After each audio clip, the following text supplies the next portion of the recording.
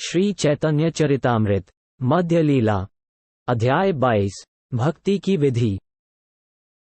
मैं श्री चैतन्य महाप्रभु को हाथ जोड़कर नमस्कार करता हूँ। वे दिव्य करुणा के सागर हैं और यद्यपि भक्ति योग का विषय बहुत ही गुप्त है, फिर भी उन्होंने इसे इस कलयुग कलह के युग में भी बहुत ही सरलता से प्रकट कर दिया है। श्री चैतन्य महाप्रभु को नमन, नित्यानंद प्रभु को नमन, अद्वैत चंद्र को नमन, श्री चैतन्य महाप्रभु के सभी भक्तों को नमन। श्री चैतन्य महाप्रभु ने कहा, मैंने अनेक प्रकार से मनुष्य के कृष्ण के साथ संबंध का वर्णन किया है। यही सब वेदों का विषय है। कृष्ण सब कार्यकलापों के केंद्र हैं। अब मैं भक्ति के लक्षणों के विषय में कहूंगा, जिसके द्वारा मनुष्य कृष्ण का आश्रय तथा उनकी दिव्य प्रेममयी सेवा को प्राप्त कर सकता है। मनुष्य के सारे कार्यों का उद्देश्य सिर्फ भगवान कृष्ण की भक्ति ही होनी चाहिए। यही सभी वैदिक साहित्यों का सार है और सभी संतों ने इसको पक्का मानते हुए निर्णय लिया है। जब वेद माता श्रुति से पूछा गया कि किसकी आराधना की जाए, तो उन्होंने कहा कि आप ही एकमात्र पूज्य प्रभु हैं। उसी प्रकार श्रुति शास्त्रों के उपसिद्धांत स्मृति शास्त्र भी बहन के समान वही आदेश देते हैं। पुराण, जो भाइयों की तरह हैं, अपनी माता के पद चिन्हों पर चलते हैं। हे मूर राक्षस के शत्रु, निष्कर्ष ये है कि आप ही एकमात्र आश्रय हैं। मैंने इसे सचमुच समझ लिया है। कृष्ण अद्वितीय परम सत्य पूर्ण पुरुषोत्तम भगवान हैं। वे एक हैं, फिर भी वे अपनी लीलाओं को निभाने के लिए विभिन्न स्वरूपों और शक्तियों का प्रयोग करते हैं। कृष्ण ने खुद को कई रूपों में विस्तारित किया है। उनमें से कुछ व्यक्तिगत विस्तार हैं और कुछ पृथक विस्तार हैं। इस प्रकार वो आध्यात्मिक और भौतिक दोनों दुनिया में खेलते हैं। आध्यात्मिक दुनिया वैकुंठ ग्रह है और भौतिक ब्रह्मांड है, विशाल ग्लोब जो भगवान ब्रह्मा द्वारा नियंत्रित हैं। उनके स्वयं का विस्तार, जैसे चतुर्भुज प्रकटन, संकर्षण, प्रद्युम्न, अनिरुद्ध और वासुदेव, वैकुंठ से इस भौतिक दुनिया में अवतार के रूप में उतरते हैं।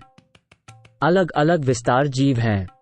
हालांकि वे कृष्ण का विस्तार हैं, फिर भी उन्हें उनकी विभिन्न शक्तियों में गिना जाता है। जीवों की दो श्रेणियां हैं, कुछ नित्य मुक्त हैं और कुछ नित्यबद्ध हैं। जो नित्य मुक्त हैं, वे हमेशा कृष्ण भावनामृत में जागे रहते हैं और भगवान कृष्ण के चरणों में परम प्रेम से परलौकिक सेवा करते हैं। उन्हें कृष्ण के नित्य संगी माना जाता है और वे कृष्ण सेवा के दिव्य आनंद का निरंतर अनुभव करते रहते हैं।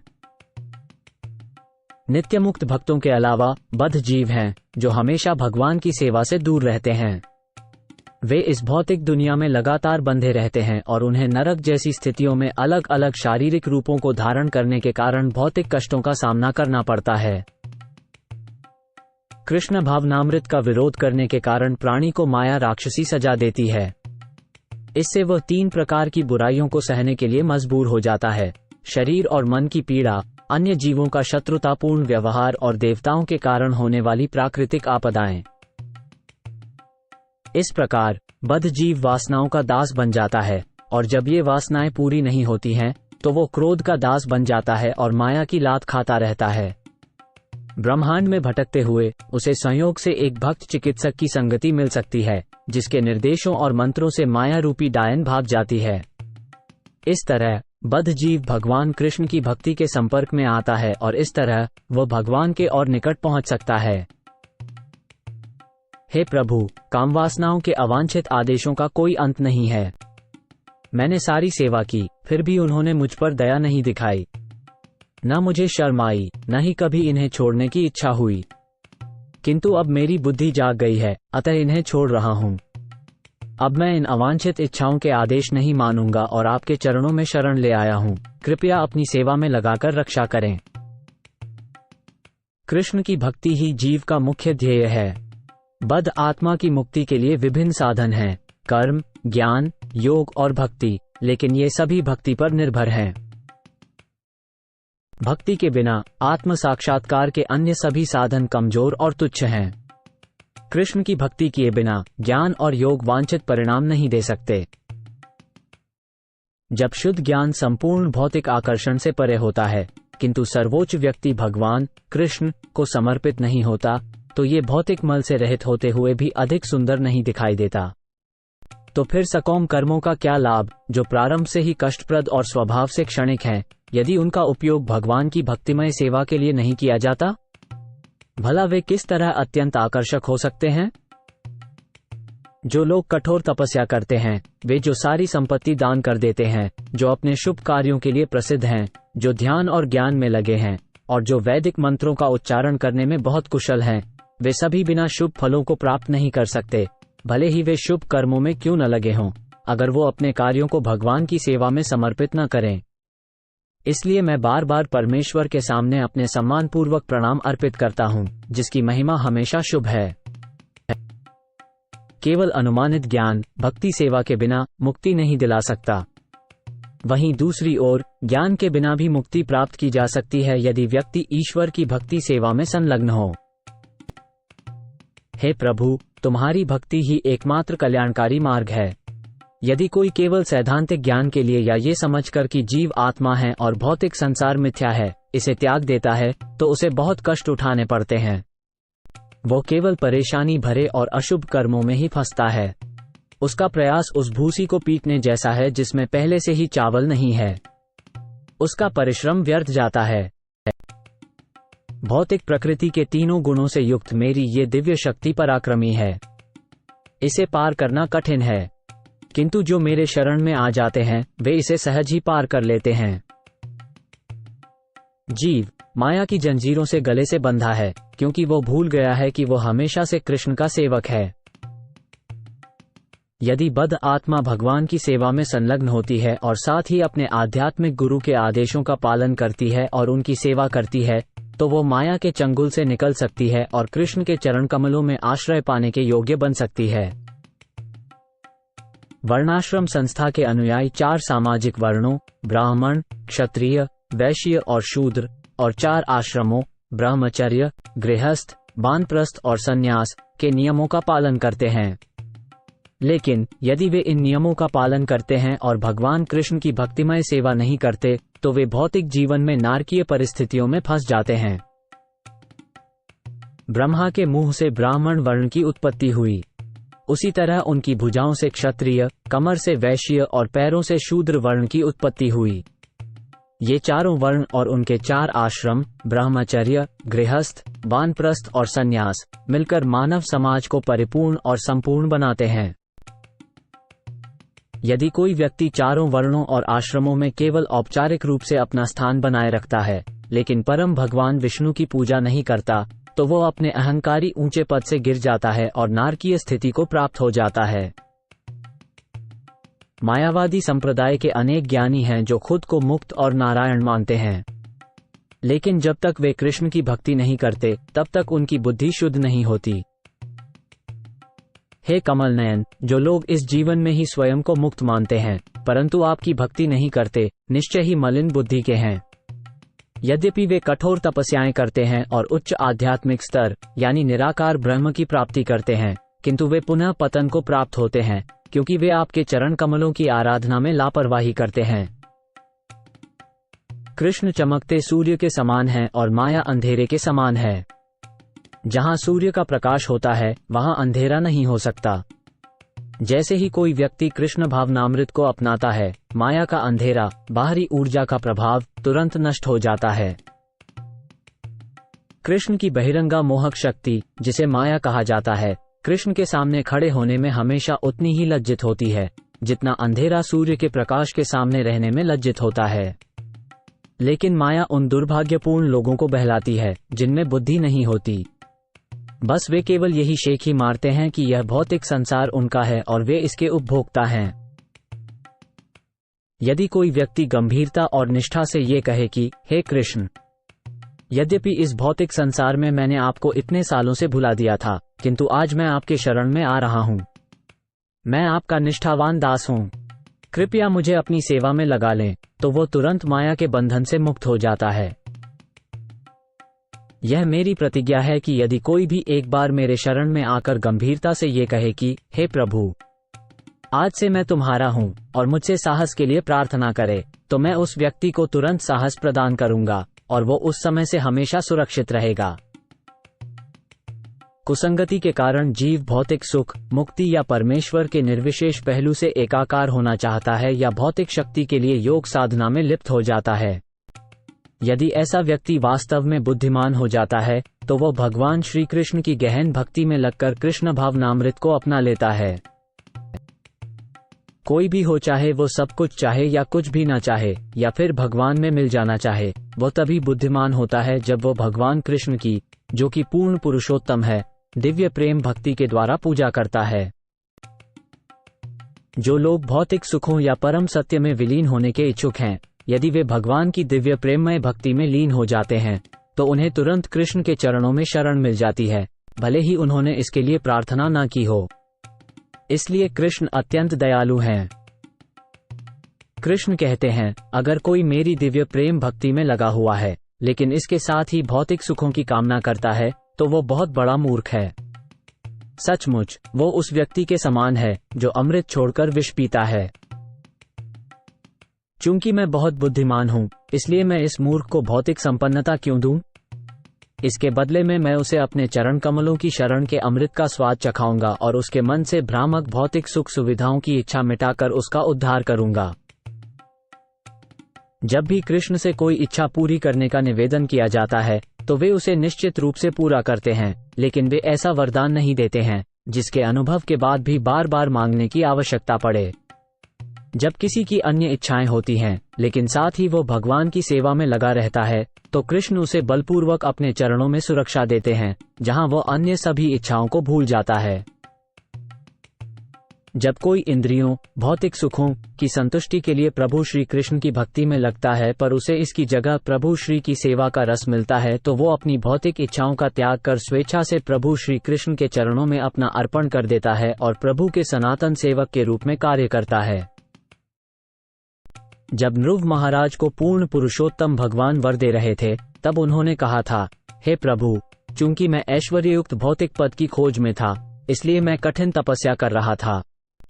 अब तो मैंने आपको पा लिया है, जिन्हें बड़े बड़े देवता, मुनि तथा राजा भी बड़ी कठिनाई से प्राप्त कर पाते हैं। मैं तो एक कांच का टुकड़ा ढूंढ रहा था किंतु इसके बदले मुझे बहुमूल्य रत्न मिल गया है। अतएव मैं इतना संतुष्ट हूं कि अब मैं आपसे कोई वर नहीं चाहता। बद्ध आत्माएं संपूर्ण ब्रह्मांड के विभिन्न ग्रहों और योनियों में भटकती रहती हैं। सौभाग्यवश कभी कभी इनमें से कोई एक किसी न किसी तरह अज्ञानता के महासागर से मुक्ति पा लेती है, ठीक उसी प्रकार जैसे किसी बहती हुई नदी में ढेरों लकड़ियों में से कोई एक संयोगवश किनारे पर पहुंच जाती है। मैंने भ्रमवश ये सोचा था कि मैं इतना पतित हूं इसलिए मुझे पूर्ण पुरुषोत्तम भगवान के दर्शन कभी नहीं हो पाएंगे। वस्तुतः मेरे जैसा पतित व्यक्ति भी संयोगवश पूर्ण पुरुषोत्तम भगवान के दर्शन कर सकता है। भले ही मनुष्य समय रूपी नदी की तरंगों में बह रहा हो, फिर भी अंततः वो किनारे तक पहुंच सकता है। भाग्य की कृपा से ही कोई अज्ञानता के सागर को पार करने के योग्य हो पाता है। जब किसी की भौतिक अस्तित्व की अवधि घटने लगती है तो उसे शुद्ध भक्तों की संगति करने का अवसर मिल सकता है। ऐसी संगति से कृष्ण के प्रति उसका आकर्षण जाग जाता है। हे प्रभु, हे अच्युत परम पुरुष, जब कोई जीव पूरे ब्रह्मांड में भ्रमण करता रहता है तो जब वो भौतिक संसार से मुक्ति पाने का अधिकारी बन जाता है तो उसे भक्तों के साथ जुड़ने का अवसर मिलता है। जब वो भक्तों के संग होता है तो आपके प्रति उसका आकर्षण जागृत होता है। आप सर्वोच्च भगवान हैं, सबसे उच्च भक्तों के भी परम ध्येय हैं और पूरे ब्रह्मांड के स्वामी हैं। कृष्ण हर प्राणी के हृदय में आंतरिक गुरु या चैत्य गुरु के रूप में विराजमान हैं। जब वे किसी भाग्यशाली बद्ध जीव पर दया करते हैं तो कृष्ण उनके अंदर परमात्मा के रूप में और बाहर आध्यात्मिक गुरु के रूप में प्रकट होते हैं और उन्हें भक्ति मार्ग में प्रगति करने का उपदेश देते हैं। हे प्रभु, दिव्य कवि और अध्यात्म विज्ञान के जानकार भी आपकी कृतज्ञता पूर्ण रूप से व्यक्त नहीं कर सके हैं, चाहे उन्हें ब्रह्मा के समान दीर्घायु क्यों न दी गई हो, क्योंकि आप दो रूपों में प्रकट होते हैं, बाह्य रूप में आचार्य के समान और आंतरिक रूप से परमात्मा के समान, देहधारी जीवों को अपने पास आने का रास्ता दिखाने और उनका उद्धार करने के लिए। भक्त की संगति करने से कृष्ण भक्ति में श्रद्धा जागती है। उस श्रद्धा के कारण मनुष्य के मन में कृष्ण प्रेम जागृति होती है और इस तरह उसके सांसारिक आवरणों में भरे भौतिक जीवन का अंत हो जाता है। अगर कोई व्यक्ति किसी भी तरह से मेरे बारे में बात करने और भगवद गीता में दिए मेरे निर्देशों में विश्वास रखने लगे, और अगर वो वस्तुओं से न तो बहुत ज्यादा लगाव रखता हो और न ही भौतिक दुनिया से ज्यादा लिप्त रहता हो, तो भक्तिभाव से मेरा सुप्त प्रेम जाग उठता है। किसी को भी शुद्ध भक्त की कृपा प्राप्त हुए बिना भक्ति का मार्ग नहीं मिल सकता है। कृष्ण की भक्ति की बात छोड़ दीजिए, मनुष्य भौतिक अस्तित्व के बंधन से भी मुक्त नहीं हो सकता है। हे राजा रहुगण, एक शुद्ध भक्त, महाजन या महात्मा के चरण कमलों की धूल सिर पर धारण किए बिना मनुष्य भक्ति प्राप्त नहीं कर सकता। केवल कठिन तपस्या करने से, भगवान की भव्य पूजा करने से, या संन्यास या गृहस्थ जीवन के नियमों का कठोरता से पालन करने से, वेदों का अध्ययन करने से, जल में डूबे रहने या आग या चिलचिलाती धूप में रहने से भक्ति प्राप्त नहीं होती। जब तक मानव जाति महात्माओं के चरण कमलों की धूली, जो भौतिक संसार से विरक्त हैं, का सेवन नहीं करती, तब तक मानव जाति भगवान कृष्ण के चरण कमलों पर अपना ध्यान केंद्रित नहीं कर सकती है। वे चरण कमल सभी अवांछनीय और दुखद भौतिक जीवन स्थितियों को नष्ट कर देते हैं। सभी धर्मग्रंथों का मत है कि एक शुद्ध भक्त के साथ थोड़ी देर बिताने मात्र से ही व्यक्ति जीवन में सभी सफलताएं प्राप्त कर सकता है। एक भक्त के साथ कुछ पलों की संगति का मूल्य स्वर्ग प्राप्ति या भौतिक बंधनों से मुक्ति से भी अधिक है। सांसारिक सुख सुविधाएं तो उन लोगों के लिए हैं जिन्हें मृत्यु का सामना करना ही है। कृष्ण इतने कृपालु हैं कि अर्जुन को निर्देश देते हुए उन्होंने अपने उपदेशों द्वारा सारे संसार को संरक्षण प्रदान किया है। क्योंकि तुम मेरे बहुत प्यारे मित्र हो, इसलिए मैं तुम्हें अपने सर्वोत्तम उपदेश के तौर पर ज्ञान का सबसे छिपा हुआ अंश बता रहा हूँ। इसे मुझसे सुनो, क्योंकि यह तुम्हारे फायदे के लिए है। हमेशा मेरे बारे में सोचो और मेरे भक्त बनो, मेरी पूजा करो और मुझे ही प्रणाम करो। इस तरह से तुम बेशक मेरे पास आओगे। मैं तुम्हें यह वादा करता हूँ, क्योंकि तुम मेरे प्रिय मित्र हो। यद्यपि कृष्ण ने पहले ही वैदिक अनुष्ठान करने, वेदों में वर्णित सकौम कर्म करने, योगाभ्यास करने और ज्ञान अर्जित करने की विधियां बताई हैं, परंतु ये अंतिम उपदेश सबसे अधिक शक्तिशाली हैं और अन्य सभी से श्रेष्ठ हैं। यदि भक्त को इस आदेश की शक्ति में विश्वास है, तो वह अपने सभी अन्य कार्यों को त्याग कर भगवान कृष्ण की पूजा करता है।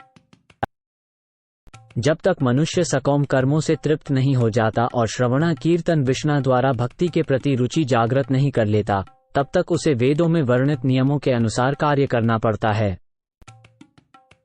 कृष्ण की दिव्य प्रेममय भक्ति करने से इंसान अपने आप ही सारे छोटे मोटे कर्म पूरे कर लेता है। इस अटूट विश्वास को श्रद्धा कहते हैं।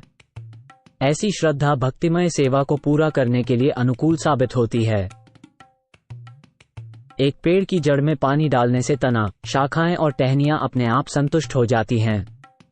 इसी तरह पेट को भोजन देने से प्राण का पोषण होता है, जिससे सभी इंद्रियां संतुष्ट हो जाती हैं। उसी तरह कृष्ण की पूजा करने और उनकी सेवा करने से सभी देवता स्वतः ही संतुष्ट हो जाते हैं। श्रद्धावान भक्त ही सचमुच में भगवान की प्रेममयी सेवा के लायक है। भक्त की श्रद्धा के अनुसार ही उसे श्रेष्ठ भक्त, मध्यम भक्त या निम्न भक्त कहा जाता है। तर्कशास्त्र, तर्क वितर्क और प्रकट किए गए शास्त्रों में निपुण और जिसका कृष्ण में दृढ़ विश्वास है, उसे एक सर्वोच्च भक्त के रूप में वर्गीकृत किया जाता है। वो सारे संसार को मुक्ति दिला सकता है। जिसका तर्क और प्रामाणिक शास्त्रों को समझने में ज्ञान है और जिसका दृढ़ विश्वास होता है और गहरी श्रद्धा होती है, जो अंधी नहीं होती, उसे भक्ति सेवा में श्रेष्ठ भक्त माना जाता है। प्रामाणिक शास्त्रों पर आधारित वाद विवाद में जो बहुत अधिक कुशल नहीं है, लेकिन जिनमें दृढ़ विश्वास है, उन्हें द्वितीय श्रेणी का मध्यम भक्त माना जाता है।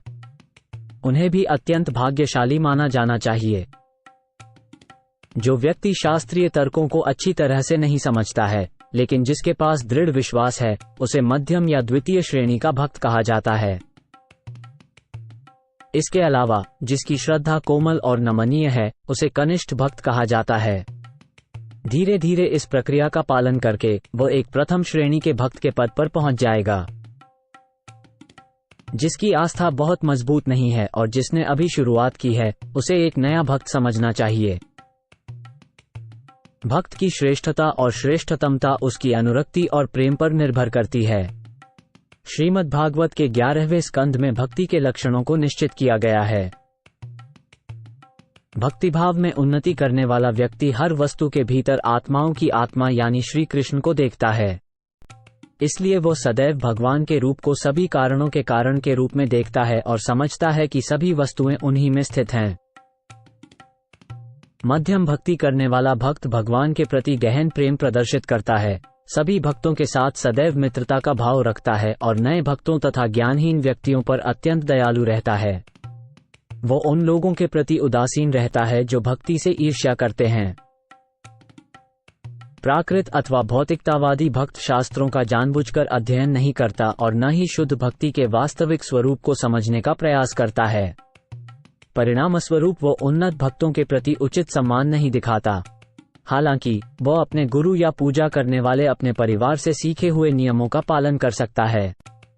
उसे भौतिक स्तर पर ही माना जाना चाहिए, भले ही वो भक्ति में प्रगति करने का प्रयास कर रहा हो। ऐसा व्यक्ति भक्त प्राय नया भक्त या भक्ताभास होता है, क्योंकि उसे वैष्णव दर्शन का थोड़ा ज्ञान हो जाता है। वैष्णव वो है जिसने सभी उत्तम दिव्य गुणों का विकास कर लिया हो। कृष्ण भक्त में कृष्ण के सभी सद्गुण धीरे धीरे विकसित होते हैं। कृष्ण में जिस व्यक्ति की दृढ़ भक्तिभाव से भरी श्रद्धा होती है, उसमें कृष्ण और देवताओं के सभी अच्छे गुण लगातार प्रकट होते हैं। लेकिन जिस व्यक्ति में पूर्ण पुरुषोत्तम भगवान के प्रति कोई भक्ति नहीं है, उसमें कोई अच्छाई नहीं है, क्योंकि वो भौतिक संसार में मानसिक कल्पना में लगा रहता है, जो भगवान का बाहरी रूप है। ये सारे दिव्य गुण शुद्ध वैष्णवों के लक्षण हैं। इनकी पूरी व्याख्या करना मुमकिन नहीं है, पर मैं इनमें से कुछ महत्वपूर्ण गुणों को बताने का प्रयास करूंगा। भक्तगण सदैव कृपालु, विनीत, सत्यवादी, सर्वजन संभावी, निर्दोष, उदार, सौम्य और स्वच्छ होते हैं। उनके पास भौतिक संपत्ति नहीं होती और वे सबके लिए परोपकार करते हैं। वे शांत, कृष्ण के शरणागत और इच्छा रहित होते हैं। वे भौतिक उपलब्धियों की ओर आकृष्ट नहीं होते और भक्ति मार्ग में स्थिर रहते हैं। वे काम, क्रोध, लोभ आदि 6 दुर्गुणों पर पूर्ण नियंत्रण रखते हैं। वे आवश्यकतानुसार ही भोजन करते हैं और नशे से दूर रहते हैं। वे दूसरों का सम्मान करने वाले, गंभीर, दयालु और झूठी प्रतिष्ठा से रहित होते हैं। वे मित्रवत, कवि, निपुण और मौन रहने वाले होते हैं।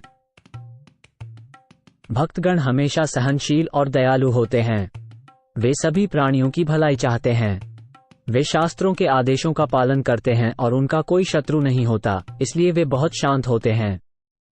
ये भक्तों की पहचान है। सबसे श्रेष्ठ शास्त्रों और महापुरुषों का एकमत फैसला है कि किसी पवित्र भक्त की सेवा करने से मुक्ति का मार्ग प्राप्त होता है, जबकि भौतिक सुख और महिलाओं के प्रति आकर्षित भौतिकवादी लोगों के साथ संगति रखने से अंधकार का रास्ता मिलता है। जो वाकई में भक्त होते हैं, वे बड़े दिल वाले, सभी के प्रति समान भाव रखने वाले और काफी शांत होते हैं। वे कभी गुस्सा नहीं करते और सभी जीवों से मित्रतापूर्ण व्यवहार करते हैं। कृष्ण भक्ति की जड़ें गहरे भक्तों की संगति में हैं। कृष्ण के प्रति छुपे हुए प्यार के जागृत हो जाने पर भी भक्तों की संगति अत्यावश्यक है। हे प्रभु, हे अच्युत परम पुरुष, जब कोई व्यक्ति अलग अलग ब्रह्मांडों में भटकता रहता है, तो वो भौतिक संसार से मोक्ष पाने के योग्य हो जाता है। उस समय उसे भक्तों से मिलने का अवसर मिलता है। जब वो भक्तों की संगति करता है, तो उसके मन में आपके प्रति आकर्षण जागृत होता है। आप पूर्ण पुरुषोत्तम भगवान हैं, सबसे महान भक्तों के सर्वोच्च लक्ष्य और ब्रह्मांड के स्वामी हैं। हे भक्तों, जो सभी प्रकार के पापों से मुक्त हैं, मैं तुमसे उस परम कल्याण के विषय में पूछना चाहता हूँ, जो संपूर्ण जीवों के लिए सर्वश्रेष्ठ है। इस भौतिक संसार में शुद्ध भक्त की संगति, चाहे वो आधे क्षण के लिए भी क्यों ना हो, मानव समाज के लिए सबसे बड़ा खजाना है। ईश्वरीय शक्ति का आध्यात्मिक रूप से प्रभावशाली संदेश केवल भक्तों के समाज में ही उचित रूप से चर्चा का विषय बन सकता है, तथा भक्तों के संग में इसे सुनना अत्यंत प्रिय लगता है। यदि भक्तों से सुना जाए, तो दिव्य अनुभव का मार्ग तुरंत खुल जाता है और धीरे धीरे दृढ़ श्रद्धा उत्पन्न होती है, जो कि समय के साथ आकर्षण और भक्ति में बदल जाती है। वैष्णव को हमेशा साधारण लोगों की संगति से दूर रहना चाहिए। साधारण लोग भौतिक सुखों, विशेषकर स्त्रियों के प्रति बहुत आसक्त रहते हैं। वैष्णवों को उन लोगों की संगति से भी बचना चाहिए जो कृष्ण भक्त नहीं हैं। सांसारिक लोगों के साथ संगति से व्यक्ति सत्य, स्वच्छता, दया, गंभीरता, आध्यात्मिक बुद्धि, शर्म, तपस्या, यश, क्षमा, मन पर नियंत्रण, इंद्रियों पर नियंत्रण, ऐश्वर्य और सभी अवसरों से वंचित हो जाता है। एक व्यक्ति को कभी भी ऐसे मूर्ख व्यक्ति से संगति नहीं करनी चाहिए जो आत्मज्ञान से रहित हो और जो महिलाओं के हाथ का खिलौना हो। किसी अन्य वस्तु से जुड़ने से उत्पन्न भ्रम और बंधन उतना हानिकारक नहीं होता जितना कि स्त्री या स्त्रियों से अत्यधिक जुड़ाव रखने वाले पुरुषों की संगति से होता है। पिंजरे में बंद हो जाना और जलती हुई आग से घिरे रहना कृष्ण भावना से रहित लोगों की संगति करने से कहीं अच्छा है। ऐसी संगति एक बहुत बड़ी विपत्ति है। जो लोग कृष्ण भावनामृत से विहीन होने के कारण पुण्य कर्मों से रहित हैं, उनको देखना तक नहीं चाहिए। बुरी संगत से पूरी तरह से दूर रहते हुए और 4 वर्णों और 4 आश्रमों के नियम कायदों की परवाह न करते हुए बिना किसी हिचक के भगवान श्री कृष्ण की पूर्ण शरण में जाना चाहिए। इसका मतलब है कि सभी भौतिक मोह माया को छोड़ देना चाहिए। यदि तुम सब धार्मिक और व्यावसायिक कर्मकांडों को छोड़कर मेरे पूर्ण पुरुषोत्तम भगवान की शरण ग्रहण करते हो तो मैं तुमको जीवन के सभी पापों से रक्षा प्रदान करूंगा। तुम चिंता मत करो। श्री कृष्ण अपने भक्तों पर असीम कृपा बरसाते हैं। वे हमेशा बहुत कृतज्ञ और उदार रहते हैं और उनमें सभी शक्तियां समाहित हैं। कोई भी विद्वान व्यक्ति कृष्ण की उपासना छोड़कर दूसरी किसी उपासना में तल्लीन नहीं होता। प्रभु, आप अपने भक्तों के प्रति अत्यंत स्नेहशील हैं। आप सच्चे और कृतज्ञ मित्र भी हैं। ऐसा कौन ज्ञानी होगा जो आपको छोड़कर किसी और के पास चला जाएगा? आप अपने भक्तों की सभी इच्छाएं पूरी करते हैं, यहाँ तक कि कभी कभी आप उन्हें अपना सब कुछ दे देते हैं। लेकिन फिर भी आपके इन कार्यों से न तो आप में वृद्धि होती है और न ही कमी आती है। जब कोई अनुभवी व्यक्ति कृष्ण और उनके दिव्य गुणों का वास्तविक ज्ञान प्राप्त कर लेता है तो वो स्वाभाविक रूप से अन्य कार्यों को छोड़ देता है और भगवान की सेवा करने लगता है। उद्धव इस बात का प्रमाण देते हैं। ये कैसा विस्मयकारी खेल है कि बकासुर की बहन पूतना अपने स्तनों पर घातक जहर लगाकर श्री कृष्ण को पिलाकर मारना चाहती थी, मगर भगवान श्री कृष्ण के द्वारा उसे मां स्वरूप में स्वीकार कर लिया गया था और उसने कृष्ण की मां के योग्य गति भी प्राप्त की। तो फिर मैं श्री कृष्ण की शरण कैसे न लूं जो सबसे अधिक दयालु हैं? भक्त 2 प्रकार के होते हैं, जो पूरी तरह से तृप्त और सभी भौतिक इच्छाओं से मुक्त हैं और वे जो भगवान के चरण कमलों में समर्पित हैं। उनके गुण एक जैसे हैं, परंतु जो श्री कृष्ण के चरण कमलों में पूरी तरह से समर्पित हैं, वे एक और पालौकिक गुण से युक्त होते हैं, आत्मा समर्पण, बिना किसी आरक्षण के पूर्ण समर्पण।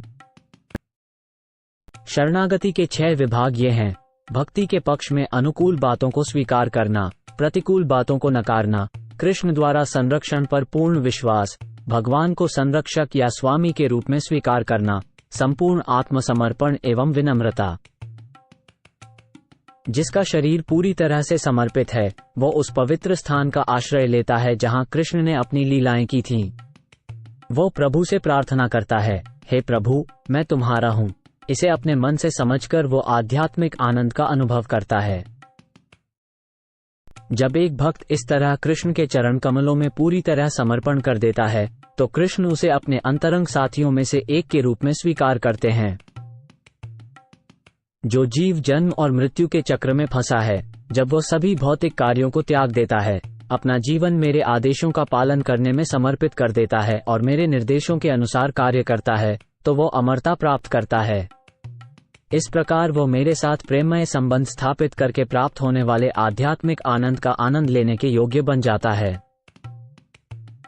हे सनातन, अब कृपा करके भक्ति को संपन्न करने के नियमों को सुनो।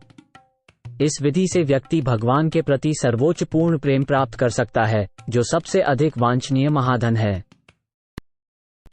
जब भावपूर्ण भक्ति, जिसमें कृष्ण के प्रति प्रेम प्राप्त किया जाता है, को इंद्रियों द्वारा निष्पादित किया जाता है, तो इसे साधन भक्ति या भक्ति पूर्ण सेवा का विनियमित निर्वहन कहा जाता है। ऐसा लगाव हर जीव के हृदय में सदैव मौजूद रहता है। इस सनातन लगाव का जागना ही व्यवहार में भक्ति सेवा की क्षमता है। श्रवण, कीर्तन, स्मरण और इसी प्रकार की अन्य आध्यात्मिक क्रियाएं भक्ति की नैसर्गिक विशेषताएं हैं। इसकी सबसे विशिष्ट विशेषता यह है कि यह कृष्ण के प्रति शुद्ध प्रेम को जागृत करती है। कृष्ण के लिए शुद्ध प्रेम जीवों के हृदयों में हमेशा से ही बसा हुआ है। यह ऐसी चीज नहीं है जिसे किसी और स्रोत से प्राप्त किया जा सके। जब श्रवण और कीर्तन से हृदय शुद्ध हो जाता है तो ये प्रेम स्वाभाविक रूप से जाग जाता है। वैधि और रागानुगा भक्ति, साधन भक्ति की दो विधियां हैं। जो लोग रागानुगा भक्ति को प्राप्त नहीं कर पाए हैं, वे शास्त्रों में वर्णित विधानों के अनुसार किसी वास्तविक गुरु के मार्गदर्शन में भक्ति करते हैं। शास्त्रों के अनुसार इस प्रकार की भक्ति को वैधि भक्ति कहा जाता है। हे भरतवंशी महाराज परीक्षित, पूर्ण पुरुषोत्तम भगवान जो परमात्मा के रूप में हर मनुष्य के हृदय में स्थित हैं, जो परम नियंत्रक हैं और जो सदा जीवों के कष्टों को दूर करते हैं, उनकी कथा हमेशा विश्वसनीय स्रोतों से सुननी चाहिए, उनकी महिमा का गुणगान करना चाहिए और उन्हें सदैव याद रखना चाहिए। ऐसा करने से व्यक्ति निर्भय बनता है। ब्रह्मा के मुख से ब्राह्मण वर्ण उत्पन्न हुआ, उनकी बाहों से क्षत्रिय, कमर से वैश्य और पैरों से शूद्र। ये चारों वर्ण और उनके आध्यात्मिक आश्रम ब्रह्मचर्य, गृहस्थ, वानप्रस्थ और संन्यास मिलकर मानव समाज को पूर्ण बनाते हैं। यदि कोई सिर्फ चारों वर्णों और आश्रमों में औपचारिक पद पर रहता है लेकिन परम भगवान विष्णु की उपासना नहीं करता, तो वह अपने अभिमानी पद से गिरकर नारकीय स्थिति में पहुंच जाता है। कृष्ण ही भगवान विष्णु के उद्गम हैं। उन्हें सदैव याद रखना चाहिए और कभी भी किसी समय उन्हें भूलना नहीं चाहिए। शास्त्रों में वर्णित सभी नियम और निषेध इन दोनों सिद्धांतों के अधीन होने चाहिए। मैं भक्ति के विभिन्न साधनांगों के विषय में कुछ कहूंगा, जिनका विस्तार अनेक प्रकार से हुआ है। मैं मुख्य साधनांगों के विषय में संक्षेप में कहना चाहता हूं। साधन भक्ति के मार्ग में निम्नलिखित बातों का पालन करना चाहिए। 1. एक सच्चे आध्यात्मिक गुरु को अपनाना चाहिए। 2. उन्हीं से दीक्षा लेनी चाहिए। 3. उनकी सेवा करनी चाहिए। 4. गुरु से ज्ञान प्राप्त करना चाहिए और उनकी सेवा के बारे में सवाल पूछना चाहिए। 5. पूर्ववर्ती आचार्यों के पद चिन्हों पर चलना चाहिए और गुरु द्वारा दिए गए निर्देशों का पालन करना चाहिए। अगले चरण इस प्रकार हैं। 6. कृष्ण की संतुष्टि के लिए सब कुछ त्यागने के लिए तैयार रहना चाहिए और कृष्ण की संतुष्टि के लिए ही हर चीज को स्वीकार करना चाहिए। 7.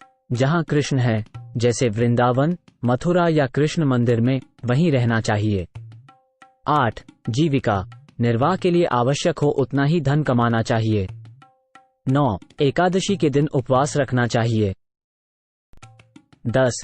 मनुष्यों को धात्री वृक्ष, बरगद के पेड़, गाय, ब्राह्मण एवं भगवान विष्णु के भक्तों की पूजा करनी चाहिए। 11.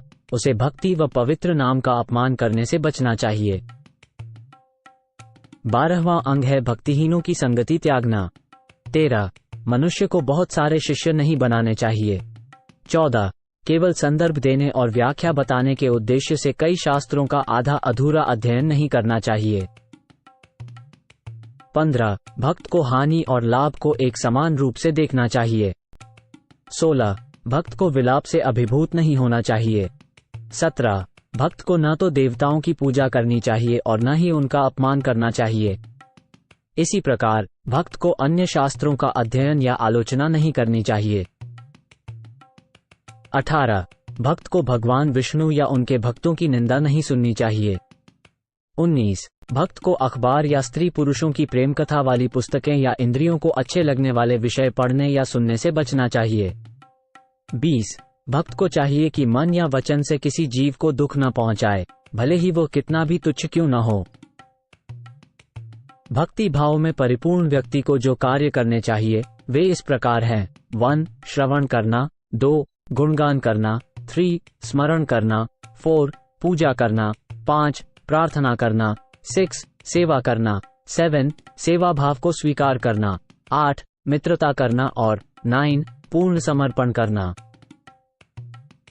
भक्त को करना चाहिए कि वह 10. भगवान के सामने नृत्य करे। 11. उनके सामने गाए। 12 अपने मन की बात उन्हें बताए। 13 उन्हें नमस्कार करे। 14 उनके और गुरु के सामने खड़ा होकर सम्मान दिखाए।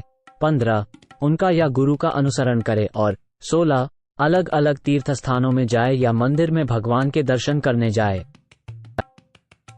मंदिर में आने वाले व्यक्ति को निम्न कार्य अवश्य करने चाहिए। 17 मंदिर की परिक्रमा करे। 18 स्तुति पाठ करे। 19 मंद स्वर में जप करे। 20 सामूहिक कीर्तन में भाग ले। 21 पूजा में धूप और फूल चढ़ाए। और 22 पूजा में चढ़ाए गए भोजन का शेष प्रसाद के रूप में ग्रहण करे। उसे चाहिए कि 23 आरती और उत्सव में शामिल हो। 24 देवता के विग्रह के दर्शन करे। 25 अपनी प्रिय वस्तु भगवान को अर्पित करे। 26 भगवान के विग्रह का ध्यान करे। और 27-30 भगवान से संबंधित लोगों की सेवा करे। तदीय का मतलब है तुलसी दल, कृष्ण के भक्तगण, कृष्ण की जन्मस्थली मथुरा और वैदिक साहित्य श्रीमद्भागवत। कृष्ण ये देखने के लिए बहुत उत्सुक रहते हैं कि उनके भक्त तुलसी, वैष्णव, मथुरा और भागवत की सेवा करें। 31 किसी भक्त को चाहिए कि वह अपने सभी प्रयास भगवान कृष्ण के लिए करे। 32 उनके आशीर्वाद की प्रतीक्षा करनी चाहिए। 33 अन्य भक्तों के साथ मिलकर विभिन्न उत्सवों में हिस्सा ले, जैसे कि भगवान कृष्ण का जन्माष्टमी या भगवान रामचंद्र का जन्मोत्सव। 34 भक्त को चाहिए कि वह प्रत्येक मामले में कृष्ण की शरण में चले जाए। 35 कार्तिक व्रत जैसे विशेष व्रत रखे। भक्ति के 64 कार्यों में ये कुछ महत्वपूर्ण बातें बताई गई हैं। मनुष्य को चाहिए कि वह भक्तों की संगति करे, भगवान के पवित्र नाम का कीर्तन करे, श्रीमद्भागवत सुने, मथुरा में निवास करे और श्रद्धा व सम्मान पूर्वक अर्चा विग्रह की पूजा करे। भक्ति के ये 5 अंग सभी अंगों में सर्वश्रेष्ठ हैं। यदि इन 5 को जरा भी किया जाए तो कृष्ण प्रेम जागृत हो जाता है। पूरी श्रद्धा और प्रेम से देवता के चरण कमलों की पूजा करनी चाहिए। पवित्र भक्तों की संगति में श्रीमद्भागवत के सारतत्व का आनंद लेना चाहिए। उन्हें अपने से अधिक उन्नत और समान रूप से भगवान के प्रति प्रेम रखने वाले भक्तों का साथ लेना चाहिए। भगवान के पवित्र नाम का सामूहिक कीर्तन करना और वृंदावन में निवास करना चाहिए। इन 5 सिद्धांतों की शक्ति अद्भुत और समझना कठिन है। उनमें विश्वास न होने पर भी एक अपराध रहित व्यक्ति उनके साथ थोड़ा सा जुड़कर भी कृष्ण के प्रति अपने सुप्त प्रेम को जगा सकता है। जब भक्त भक्ति में दृढ़ हो जाता है, चाहे वह भक्ति की एक विधि का पालन करे या अनेक विधियों का, भगवान के प्रति प्रेम की लहरें जागृत हो ही जाती हैं।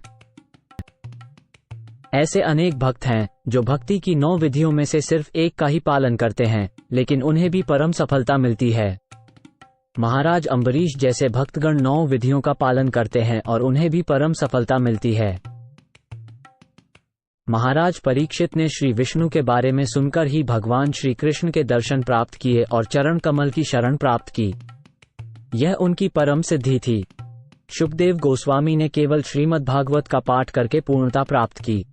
प्रहलाद महाराज ने भगवान का स्मरण करके पूर्णता प्राप्त की। लक्ष्मी ने महाविष्णु के चरणों की सेवा करके पूर्णता प्राप्त की। महाराज पृथु ने अर्चा विग्रह की पूजा करके एवं अक्रूर ने भगवान की स्तुति करके पूर्णता प्राप्त की। वज्रांग जी, हनुमान ने भगवान रामचंद्र की सेवा करके तथा अर्जुन ने कृष्ण का मित्र बनकर पूर्णता प्राप्त की। बलि महाराज ने कृष्ण के चरण कमलों पर अपना समर्पण करके पूर्णता प्राप्त की। महाराज अम्बरीश सदैव अपने मन को भगवान कृष्ण के चरणों में लगाए रखते थे। अपने बोल उनके दिव्य स्वरूप और आध्यात्मिक संसार के वर्णन में, अपने हाथों से प्रभु के मंदिर की सफाई और सेवा में, अपने कानों से उनके पवित्र गुणों और कथाओं को सुनते, अपनी आंखों से मंदिर में स्थित भगवान कृष्ण की मूर्ति के दर्शन करते, अपने शरीर से वैष्णवों को गले लगाते और उनके चरण छूते, अपनी नाक से कृष्ण के चरणों में अर्पित तुलसी की सुगंध लेते, अपनी जीभ से उन्हें अर्पित भोजन का आनंद लेते, अपने पैरों से वृंदावन, मथुरा जैसी पवित्र तीर्थस्थलों और प्रभु के मंदिरों की यात्रा पर जाते, अपने सुर प्रभु के चरण को नाम के पारा विधिवत सेवा के तहत है। इस तरह महाराज अम्बरीश ने अपनी सभी इंद्रियों को भगवान की दिव्य और प्रेमपूर्ण सेवा में लगा दिया था। जिसके परिणामस्वरूप उन्होंने अपने भीतर प्रभु की सेवा करने की निष्क्रिय प्रवृत्ति को जागृत कर लिया। यदि कोई व्यक्ति वेद शास्त्रों में वर्णित निर्देशों का पालन करते हुए समस्त भौतिक इच्छाओं का त्याग कर देता है और कृष्ण की प्रेम भक्ति में पूर्ण रूप से संलग्न हो जाता है, तो वो देवताओं, ऋषियों, मुनियों या पूर्वजों का कोई ऋण नहीं रहता है। जो व्यक्ति सारे भौतिक कर्तव्यों का त्याग करके सबको शरण देने वाले मुकुंद के चरण कमलों में शरण ले लेता है, वो देवताओं, ऋषियों, साधारण जीवों, रिश्तेदारों, दोस्तों, मानवता या अपने दिवंगत पूर्वजों का भी ऋणी नहीं रह जाता। हालांकि शुद्ध भक्त वर्णाश्रम के सभी नियमों का पालन नहीं करता, किंतु वो कृष्ण के चरणों की पूजा करता है, इसलिए उसके अंदर पाप करने की स्वाभाविक प्रवृत्ति नहीं होती। यदि किसी भक्त से अनजाने में ही कोई पाप कर्म हो जाए तो कृष्ण उसे शुद्ध कर लेते हैं। उसे उसके लिए कोई औपचारिक प्रायश्चित नहीं करना पड़ता।